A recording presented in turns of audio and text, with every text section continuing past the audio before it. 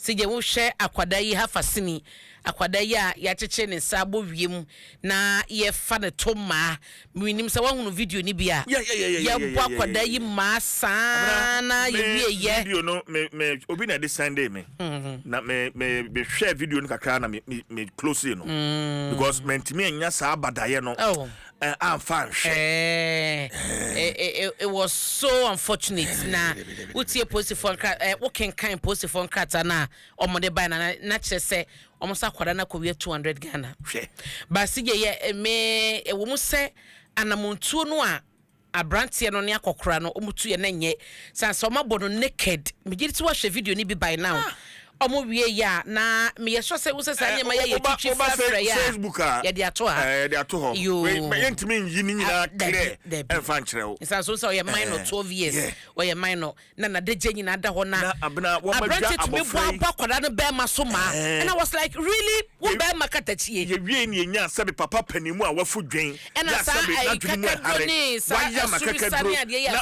ode ye ekronim si abone mantene ho abia no odi kwada no video I mean pictures in the Facebook which me about Facebook say I know about baby this is barbaric etuni me hu ye no me di ya ho because na ye say another kwara no waye den na we senye so be record ya eyade ya yekoso and what you say na papa no akwara ne papa no onim bi he was not involved yes akwada na ko 200 Ghana obi be ka say wo hye villager omutwa video yi one who said Adom Krompoje si yenti say obi 200 Ghana na a big deal I was such a village ebia metiase ye wo krom ne beka so na 200 ye enye sika enti suppose fo akoma o ma rescue akwada ya ye de na kwa ya sabed na koma ne papa yi eye ne mom akwada no so yenya ne kasa kire CJ ye wadwuma ye awofo wadwuma ye yenya kwada no kasa kire o ma droso enti ma kwada no ti asesa de oyeye no enye ebi ni secondary school girl ya o je exit e free school kini se me kwa me grandmother o wa bewu sa atofu we so enti no wo mu society no and kwan bia na ye fa so tia ye ma eme bi atwam no untumi nya no ne yenti ase sa na sampa akokrai ni abranti ya no obo akwada ni mai ayate omu yi yemfom famra kwan so na kwada no so yenya kwada ne kasa kire sense CJ sa typical village ya ye kan 100 Ghana kra before so be kwoton ne ma CJ obinya 100 Ghana kita enya 200 Ghana kita no na nipa na brem bekom no so ne bia ede di kan no wa ho eti yenya kwada ne kasa kire pa ye condemn the action na omo ye no obetwe akwada so krompo ato this extent no it was too extreme no too extreme omanya de enu nyina de asem na ye dwa no hu nyina na wo hange na chese na enyam fiampo no na odi twa na say bibi I saw something metallic and na odi hwe abofra no Oshino to a point and abofra no jonso ne ho ontumi ponsu no jonso no ya dia ekoso nyame aboa ne se we obi twa video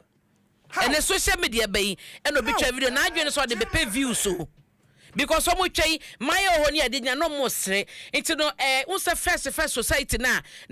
wo neighbor kwa to me discipline oba ema wo no ene akoye ba kroma obi asend them but ukọ yen villages near there sade ne guso ho but in the course say ye discipline akwada no ye tene akwada no ye hwa approacher ye no ye nye mane mroso ye nye mane ni demu akwada ni time betime nya sunsu aso akwada no so na ye ntia akwada no in the way a ochene bi no wo honom na eba ne time krompo se ko fo bia de a obadwe se da bi de na me ye ne me kasa ye se ma me nya saa yenye ne sa na beboa e mabo ejirija kwada no esra kwada be kakra bebo na ba no kwa asama nka be ka no abofra no bebo na ba abofra na de bro ehye no a osoro ofa ba na enye ni hudie otumi bebo na bona mo ahodi nyina sa no ogya no hel no waji wani so nti mfiti ase no akasa kire yen kasa kire kwada no kasa kire sa tebedu ba bi no abofra no a oye bibi na ohwe wani ubu wani kire ne pe onim se ade na wo ye no wompe because abeka was after all me yakra brad me obeye ati no enti yempe kwan pa ye befa so na ya teneten kwada no approach we de ye condemn but ye ba no so e wose e kasa cha kwada no posifo akomu yi omo so mpe friend saying psychologist bi ma kwada no mo ne nkasa no mo nche sade a wo ye enye enu nti na di wo yaba na ye nyina ye nkoye nim me da sisi je ma me fa nkoda bokrata nim na ye hye ensema eda the daily gist ena me de e hyase na wo hye ha se ya wonim se COP Kofi Boachi business woman bi atabri ne dina kwa gina court sije se mampani abone din asese o akwakwaka police council no ho na omo chese police council no untumi nsore se mabodin maye announcement anase ma nominate ye fa no konko ka ho sa ma ne nyeye na eno na business woman ya wono ewo omayimu na ya Simpson Henry na ya Simpson whatever assembly akwakoma court batan no eso mo entina asem no so na wo mo eyi COP Kofi Boachi enfi police council no so na wotie nchemu na wode aba na yesi ewekuo bi a ye frɛ wo mo National Association of Retired Police Officers eye napo yesi sije omo no mo betumi anominate enipa ekoi kra nominate no kra oyoba na so ye mami site gender bias ese ekawo bi enti na omanfa no na ne de bia kra wokita oye well qualified per dia mamra no eka ne se e woso no na okọ National Police Council no okoso na so mampani esan mami ho akwakofa Yewura Kofi Boachi na kwatan so nkonkoye Police Council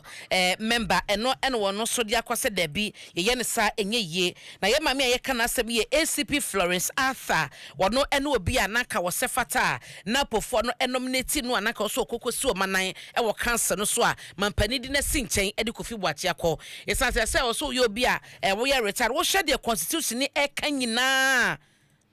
before so betumi akọ ferisa position no na e was National Association of Retired Police Officers no and the nominate you asembisa ne sanya bia ekoyi omo nominate Yewura Kofi Boachi ana oma nominate no and na mampani na e de na kwotena wono nti no e na so de akodan court say court emfa amamra no enkasa na onyi no emfi police council no so na de osefata ACP Florence Arthur no wonko enkose ho enkodi ne dwuma se yokwa University of Ghana Legona enra enkrata e babonten ese COVID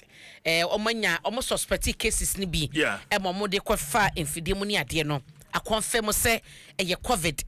na omo enya COVID-19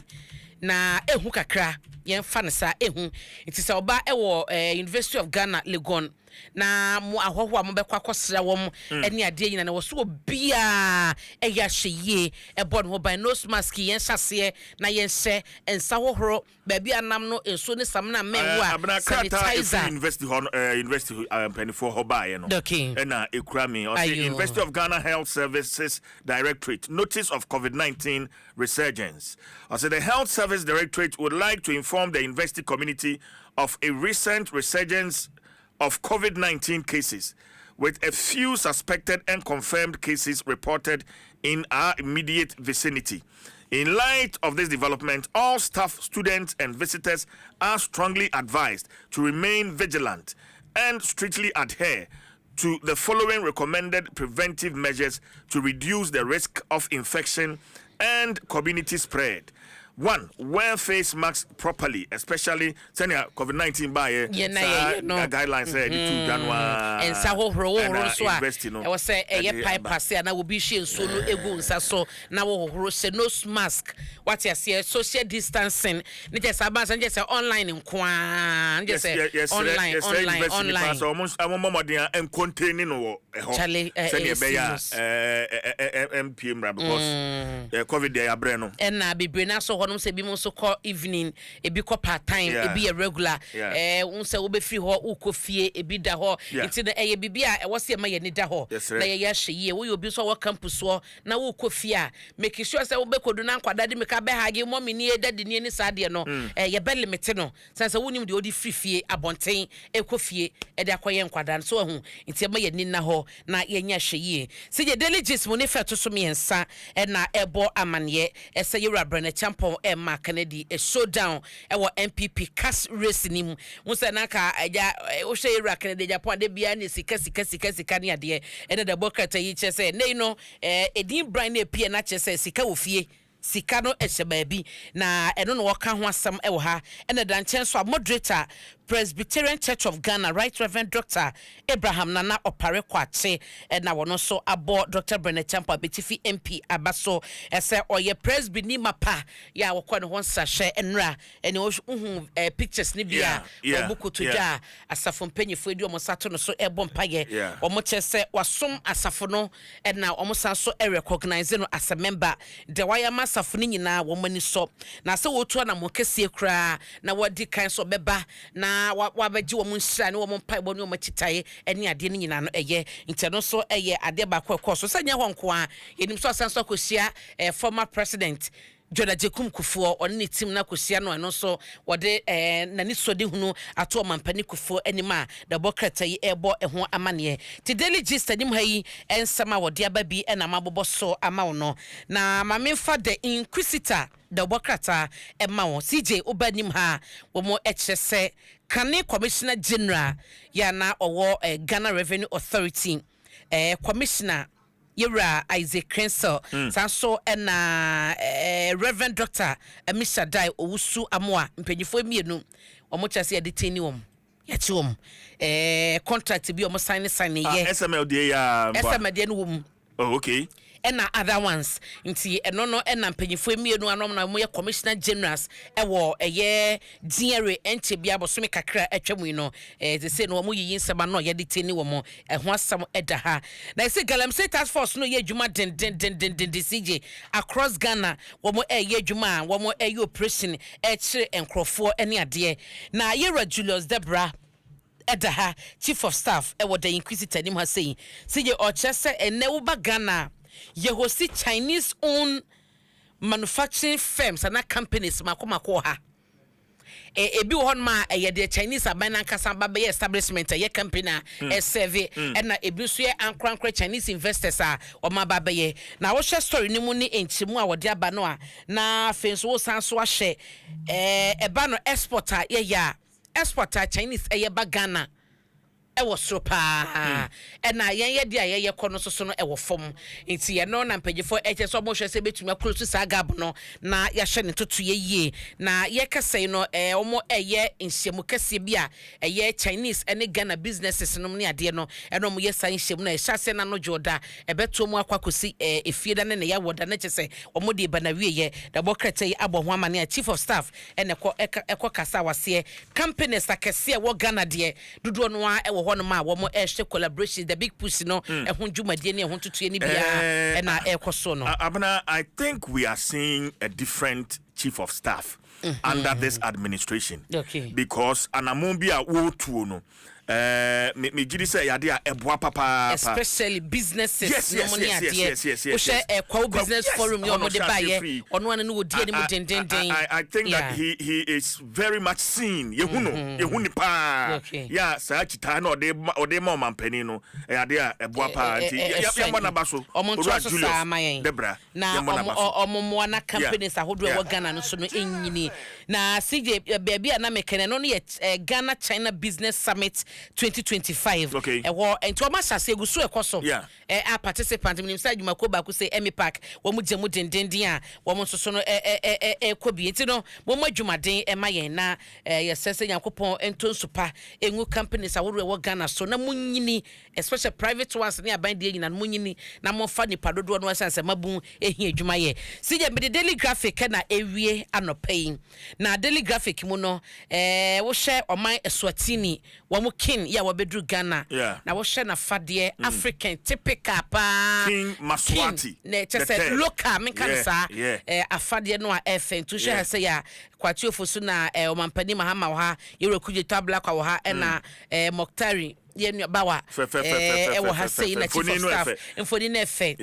na asamba kwa waka acha bibi mine say yenim say say free trade African Continental Free Trade Area ya o mapa won to ahya say ye won headquarters kwa Ghana yi wo so mo se mu kina na edwade na edin enye within Africa na fe ye hye nti ye ne sa no na ye extended the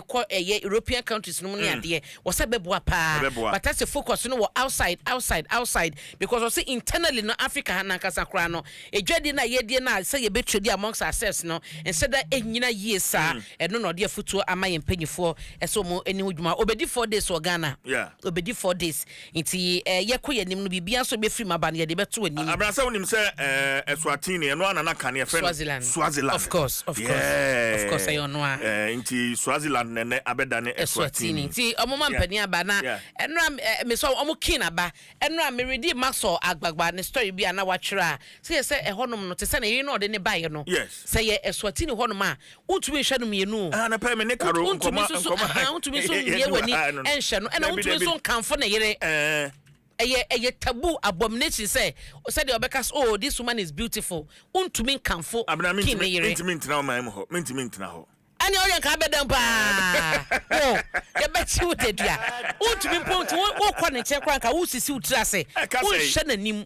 untumi kanfo no you can't admire to say enti hono rules no drosso ena na yire no mo be say 15 so so a ene ade no omo chese hono so no omo ethnic groups ahodro no e wo so bi anya representation se de be yen ko ba say discrimination bi ni ade wo mu ne no o aigbeni o nkrani o akani o fantini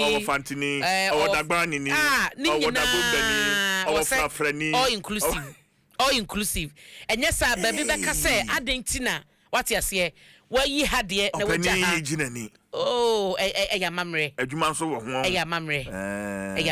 and Ronald me am your baby betimi aka fo no ba wo ntumi what you say oye nice woman oye very nice woman it is ye yamana kwa aba to Ghana ye dem so be ko tumfo so ho na wakosia otekokko so na nkobo bi e wachi so okumaso wakodu no say ye info ni bia pantore kasa bo ni ya it no wa bedru Ghana so ye kan ho asama waba bibia be fa MPP so asamo flag bearers o mayo mutin o mo mpese o mo kose flag bearer contest o mato nsa frɛ mu nyina CJ o mo ko ye meeting ana kwa me ba for abronye na nsen mehunu social media say so we station o say so a podcast o say so who say Mike bi si nanimu a obomusa nsen mi wo kan ti so mabod kokona wansie nti say no mato nsa afre no ko disciplinary committee na wakoyi nsem bia no na ye twen outcome no and dey be free ma but CJ da bokrata de ba ye ma bobo bi so ama o na me